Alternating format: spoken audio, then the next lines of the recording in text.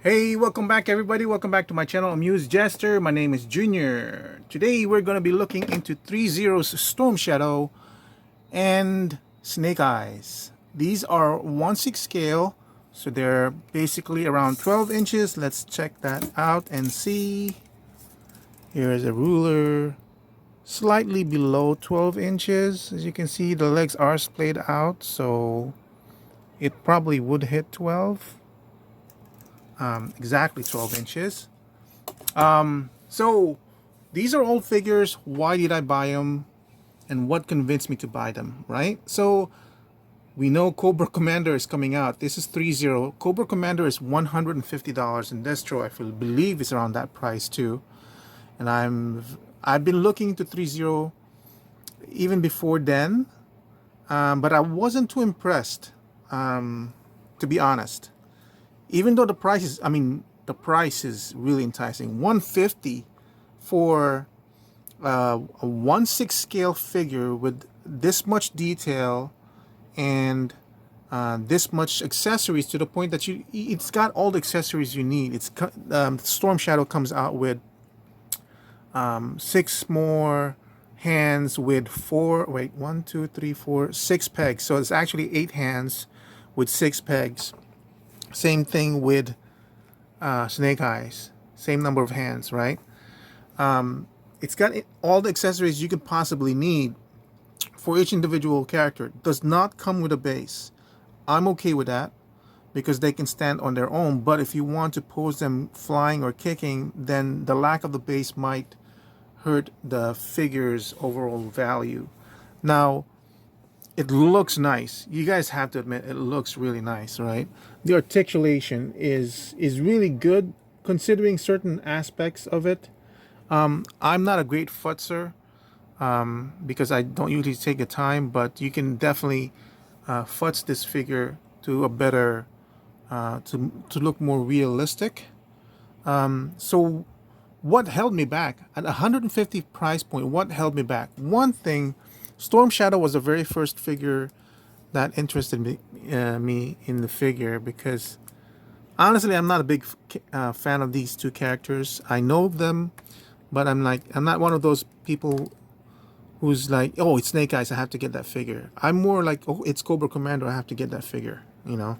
So anyway, even though these were very, very enticing to me upon release at 150, what held me back on review was the rubber hands. It looks nice. It really does. It doesn't break the sculpt. The question is, what's more important to you as a collector, the sculpt or the articulation? Because as you can see, even though it's holding its pose, because this is on a ratchet system, this one's kind of softer than Snake Eyes. And then this one is actually, this is a rubber body, but it's even got ratchets in there too. But it doesn't need to have ratchets because it's not connected. Oops, there goes Snake Eyes to the body, right? But why? If you could have had this, there's a lot of plastic bodies out there that could easily do this kind of a shape. See, this one is a perfect place to put a joint. This is not such a bad thing, and it would have improved articulation so much more. To the point, the thing is, the reason why I had them pose like this, that's the best I can put this arrow. I can't really, I've tried putting it in there. There's just no way to actually put this arrow on this bow and make it look good. And the sad thing is, there's really no place to put the bow into the backpack that I can figure out. And then this quiver that he has can only hold so much arrows. It actually doesn't have enough space to put the last arrow in. And this kind of looks messy to me. I can't push it any more than that.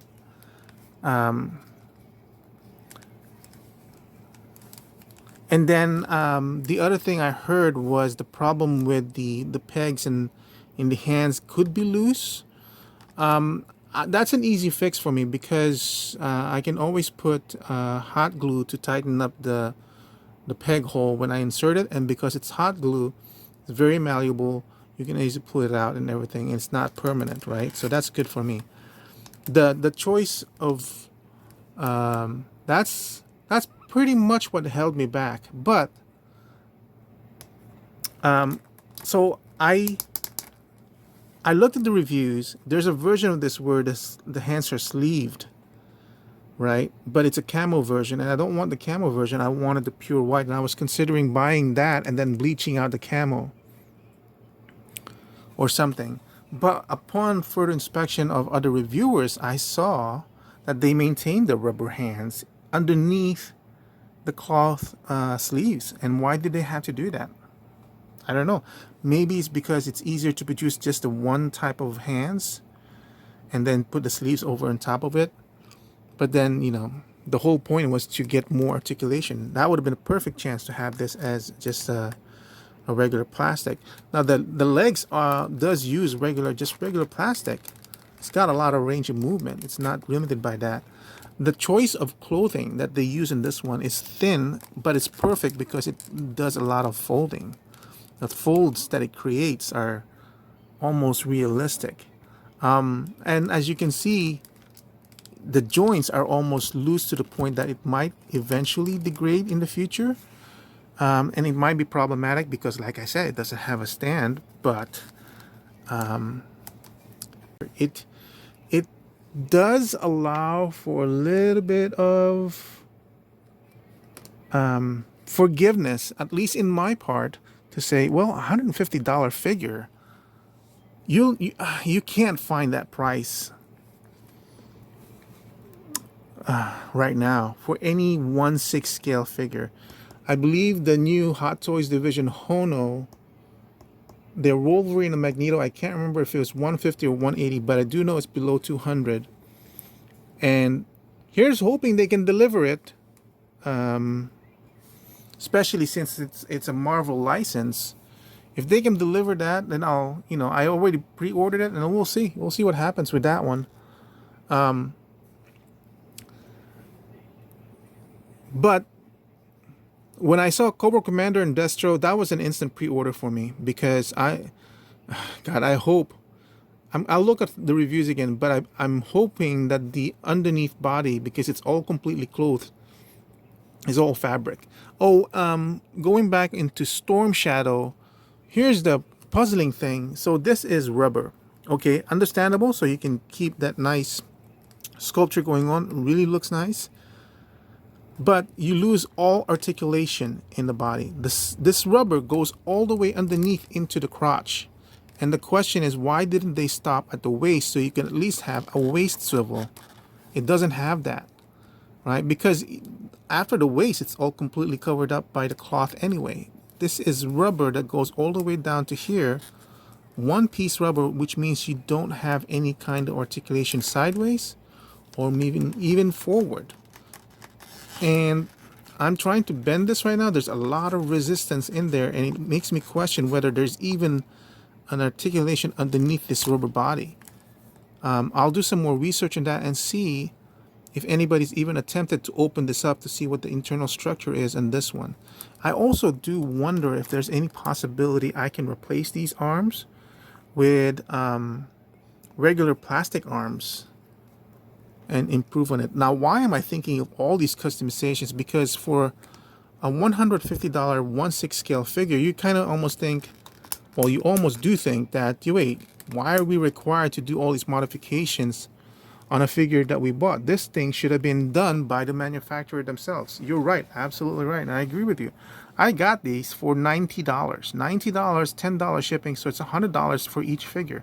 $100 for a 1/6 scale figure with this much attention to detail is unbelievable.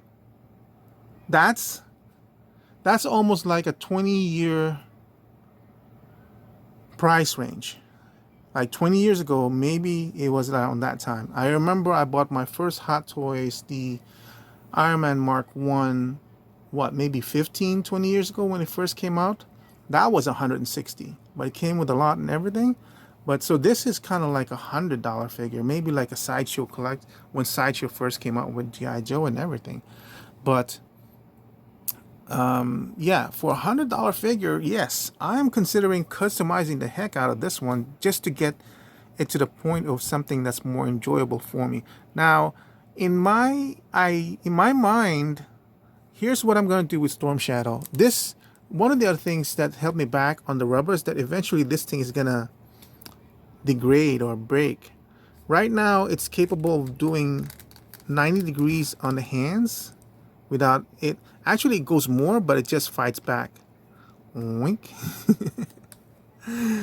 I don't like the look of how this thing pinches, but the good thing about this is when you remove it, the sleeves are completely removable. So eventually, if you do feel like this thing breaks or cracks or anything, I wonder if I can just replace this whole arm and put this one in for the new sleeves and then be done with it. Much better.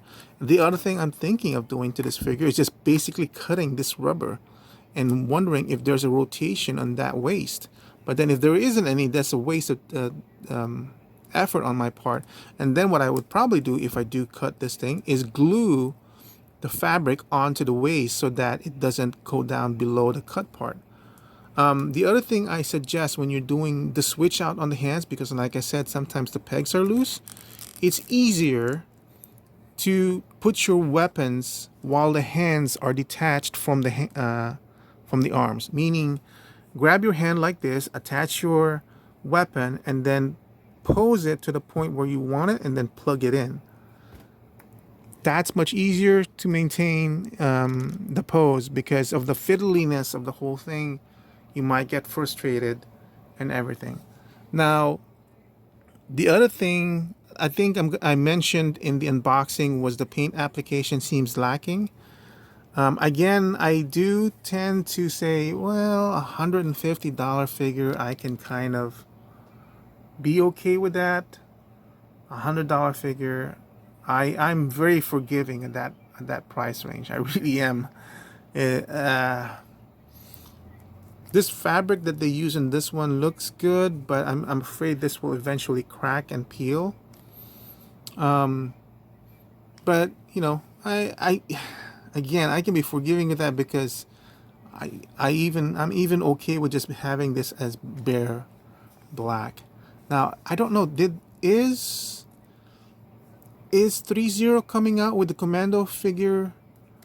Commando look for Snake Eyes, because I actually do prefer that more than the just plain black ninja version of Snake Eyes. I kind of like the commando ninja version more colorful and everything. But so this one, and I think I did this in unboxing, he uses a rubberized body underneath, and I don't know why they did. As you can see, it does have some ratchets underneath there, but it's so limiting in terms of the motion. And I just don't know why they did that. But this is a scale of G.I. Joe that I wasn't even thinking of doing, because when it comes to G.I. Joe, I am completely into the 1/12 scale. That's what I want to purchase. So I'm not really planning on buying a lot of these figures. I'm almost tempted to get Roadblock, but only if it's under $100. I don't want to buy that figure because, again, with the rubberized hands, I just think that they could have done just bare plastic. I think the plastic would have just done the job just as well. But like I said, I did pre-order Cobra Commander, $150, guys. I was looking into this line when Sideshow was producing their G.I. Joe's 1/6 scale, and I was too late on that, and I was looking at the aftermarkets. But the aftermarkets on those, even today, I believe it's running around over $200. So for Threezero to offer these at $150, and those didn't really withstand the test of time, right? The looks of those. The Destro looks really good too. So at least I bought these two. Luckily, the eBay seller that I bought this from offered these. He was cleaning up his collection, and I was really lucky I found him, and they pair up together well. I'm gonna have Cobra Commander and Destro, which means I'm gonna have to get the counterparts for those for G.I. Joes, but I don't want to get I don't want to get Roadblock. So I'm hoping they're gonna check out Duke, and I want to get a female figure to counterpart either Destro or eventually maybe even Baroness, what they put out. So which means if they put out Baroness, either Lady J or Scarlet, I think Scarlet for Destro and then Lady J for Baroness. I might get Duke, even Flint. So how many is that? Duke, Flint, Lady J, Baroness, Scarlet. That's it. Just those 5. That's maybe at 150 each. So that's around 750 on top of the 300 that I've already spent on Destro and Cobra Commander. $1,000, 1,200 to complete a good line for G.I. Joe 1/6 scale. That's good for me. That's a good range for my budget. So, or a 1/6 scale. So that's it for my review. Like I said, it's going to be very quickly because it's an older figure. I think I pretty much covered what is important to note about these 2 figures.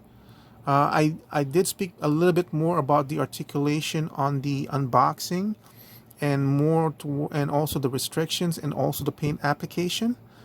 But other than that, if you can find it for 150, I still think it's okay at 150. If you can find it lower than that, 120. I did see these before for $70, but this was the camouflage suit, and I didn't want that. But yeah, I did see this before at $80. But if you can find it below 120 or 100, oh my God, this is just an instant buy. I really is an instant buy. And then you have to kind of futz with it, and then there is some drawbacks, but for the price, for the detail, for the looks, for the display value, I think it's good enough. The value is there for the price. So thank you for watching my videos. Just stay tuned if you're interested in the unboxing and the articulation and the paint apps. And I'll hope to see you soon when I preview my Cobra Commander. I believe that's already on its way. So I'll talk to you soon. Bye. So as you can see, these 2, they're very plain boxed. And as I said, I got this for $90 plus $10 shipping, so $100 each boxed. $100 each boxed. I was so lucky that I got it. Obviously, it's used, but yeah. And then also, if you open this up, that's how it looks. I know you got the glare and everything, but I believe when this first came out, it was $150, right? But still, $150 for a 1/6 scale G.I. Joe figure, with all the stuff that's coming with it. It's just kind of unheard of at this time to be able to get something at this scale and this kind of detail. So, and if the cost of that $150 price, and this is a license figure, is this crappy looking box, then I say make it crappier as you need, because I don't need the box. I don't collect boxes. This is gonna go straight to the dump and I won't feel bad about it. Oh, the box and the packaging. It's just one less thing that I have to worry about in space.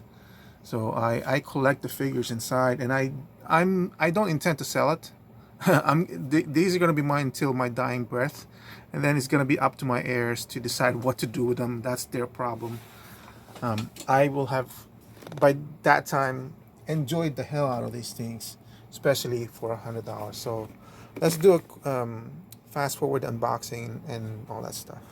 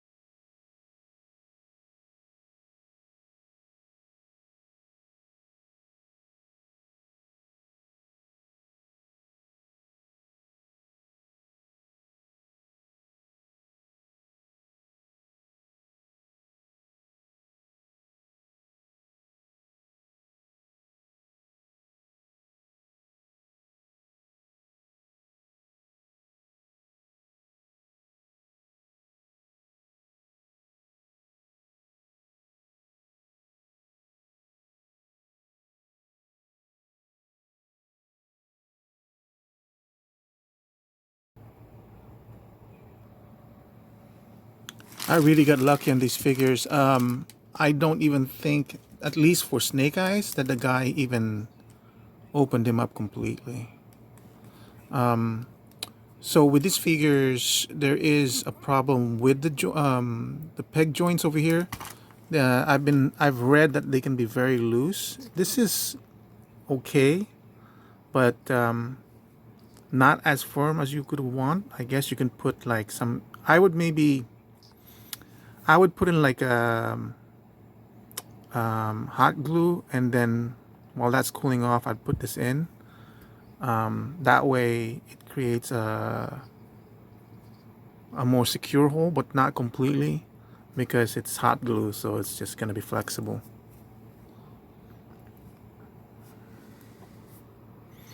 I need to kind of move that.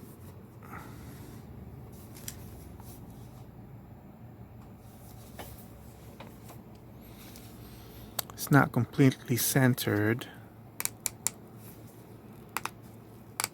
It is ratcheted, as you can hear. Nice range. Because of the ratchets, it can hold that pose, which is really well. I kind of don't like the fact that that's baggy. He looks kind of thin though,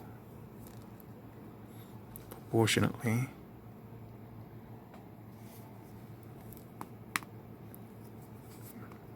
Wait, this is too low, right?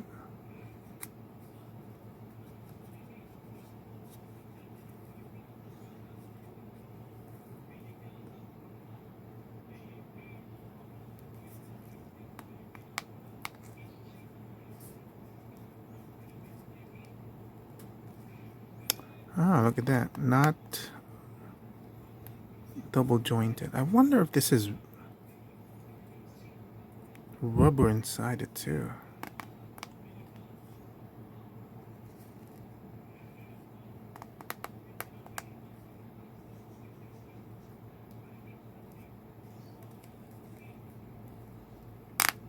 Oh.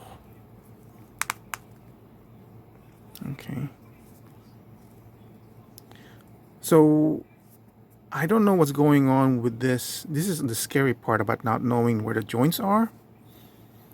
But you know it goes up, and then look, you can shift the shoulder up a little bit. So it's got a little bit of a hinge going up and down.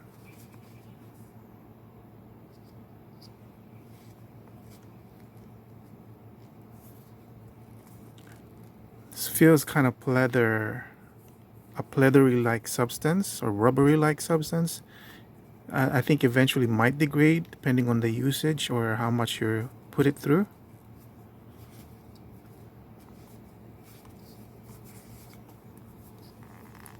There's no ratchets on the abdomen. A lot of movement on the waist, but it holds it very well. Look at that.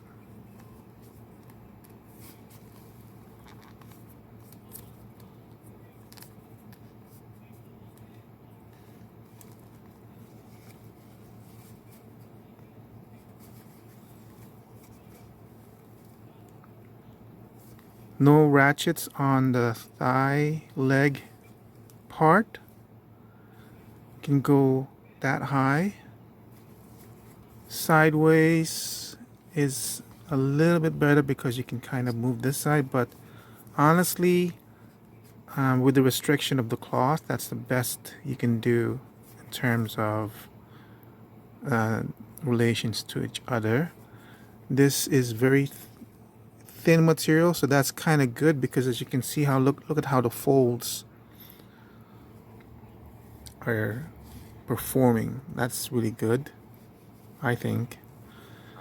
Eventually I can feel like this is gonna be too loose. Look, it's just basically buckling on its own weight. Again, no ratchets on the knees.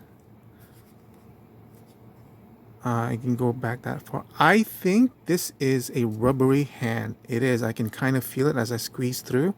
That's why these two are ratcheted to hold against the rubber that's going on in here. And then this wasn't ratcheted because this, I think, is pure plastic. Yeah, I can feel it. It's more solid. There is a thigh rotation over there, and of course a lot of movement. Look at how far that peg is. It's kind of good because then you get a lot more range. Look at that on the ankle. Look, that's cool. And then you can just adjust the positioning. Of course it's going to create a gap, but you know, it's always a balance between looks, aesthetic, and function. And I think that's well done in this case. Because like, if you're not going to pose it in an extreme manner, then you can always bring it down and it's covered up completely. So that's cool.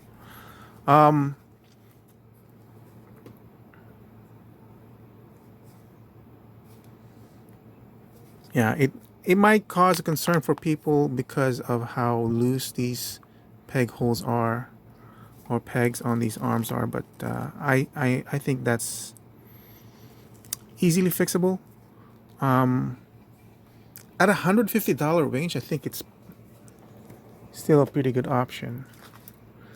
This thing comes with these two katanas. They're rubber, I mean plastic, which is, I don't mind plastic because with diecast, I think it would have had a problem with these hands. What I do mind is how this thing is bent. So it's got to be careful rebending it back, because this thing might eventually snap. So I'll deal with that off camera and play with that a little bit more. Option wise, it's got a lot of hands. It's got an extra, there's two attached in there already, and I'm not sure if these two were put in there by the original owner. And then it comes with two more, and for that you still have four more extra pairs of hands. This is to, for that closed one, trigger finger, holding a knife, maybe holding a knife, relaxed hands, trigger finger, and all that stuff. So that's kind of cool. I wish it could have come with a complete set of pegs to match the complete set of hands, but at this point it's only lacking two. For there's two, there's an extra pair of hands that doesn't have any pegs.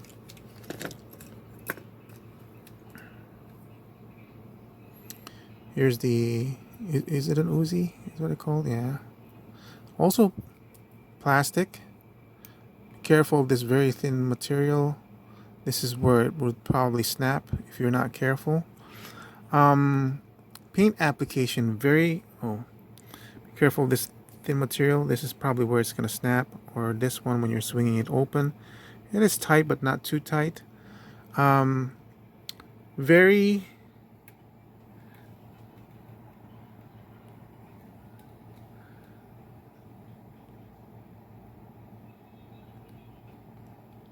I feel like the paint is very minimal for a 1/6 scale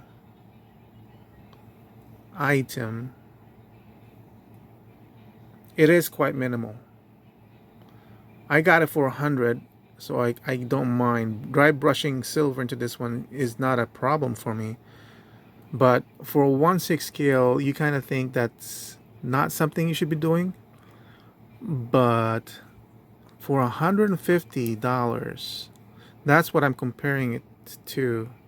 Because I really, honestly, I can't think of a company that would be doing $150 for a 1/6 scale figure. Mondo's is at least $230. Mezco at this scale is $100 for a 1/12 scale. So see, here is the gun. At least they painted the screws, so that's kind of cool. I still think this is more of a minimalistic paint application. And it even does that. Oh, that's cool. I wasn't expecting that. I was expecting that just to be a solid plastic, and you can put a magazine in there, but it's very loose.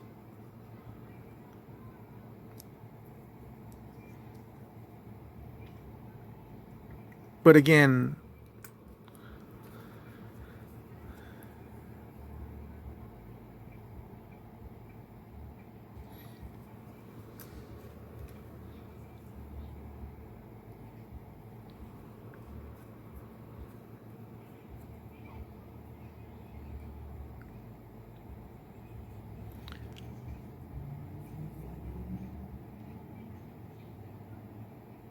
I wonder if realistic military knives are meant to be black and dull, because if you're trying to do some sort of covert operations, you don't want that glint of silver in a moonlight that you don't expect, or even in sunlight, or it might show your position. Here's the back. It's basically fixed, it doesn't move. Here's the detail on the straps. And it looks like it just basically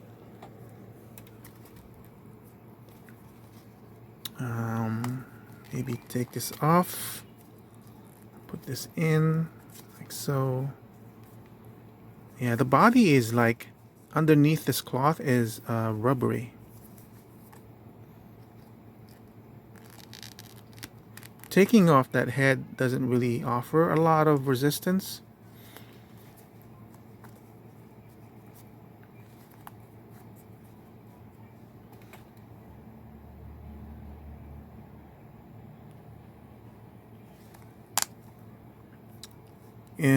It's kind of, as you can see, there's space in there, but I feel like you can kind of futz it a little bit more so it lies, yeah, you can easily futz it more so it lies easier.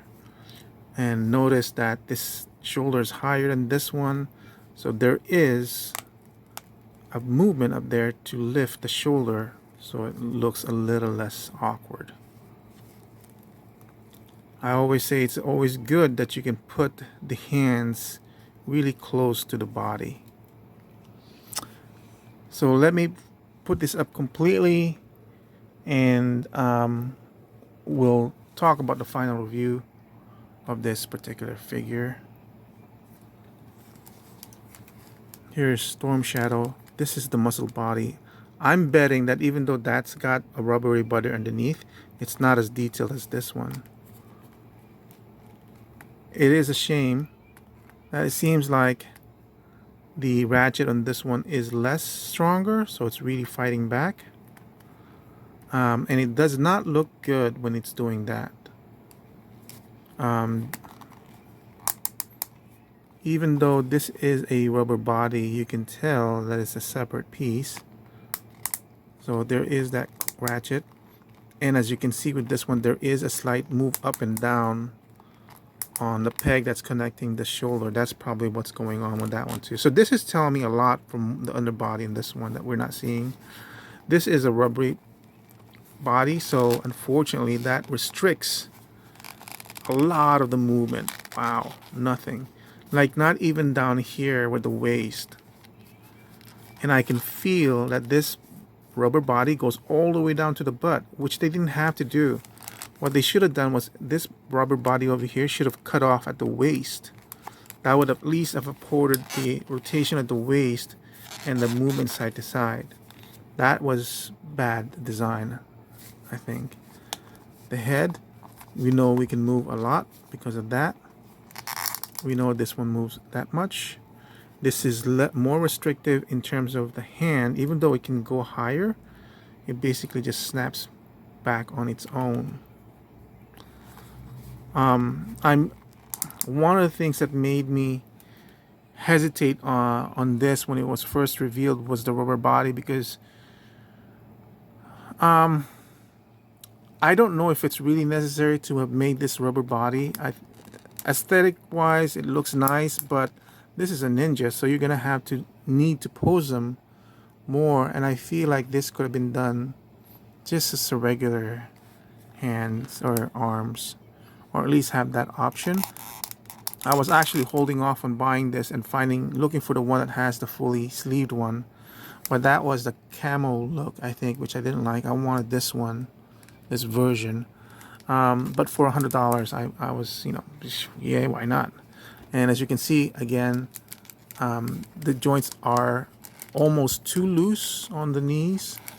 And with this one, he can kick pretty high because of the looseness of the pants. He can go much higher than Snake Eyes. It's a really good combination of fabric and sculpt. I just think they could have done this much better, much better. I wonder, at this price, I really wouldn't mind just cutting up this part.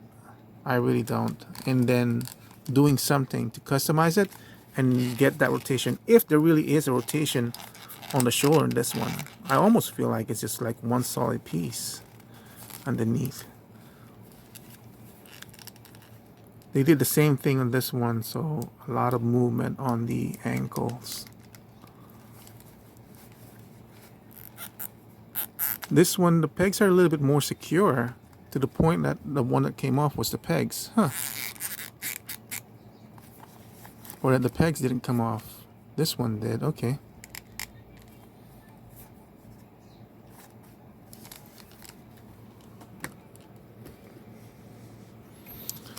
This one comes with a bunch of arrows. They are individual. This is the bow. Nice tautness on the string. Nice detail. No paint application.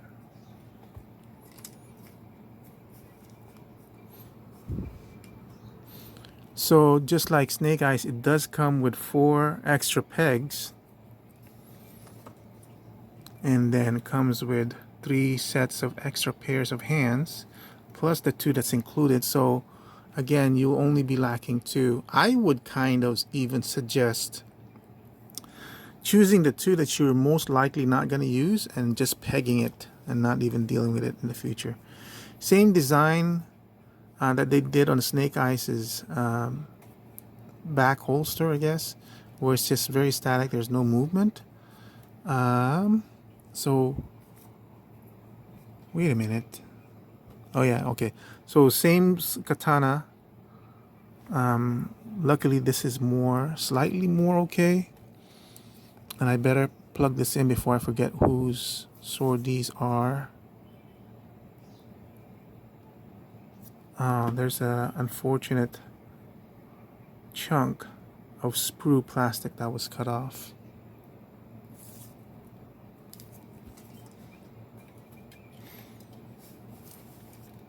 And what else? And we comes with nunchucks.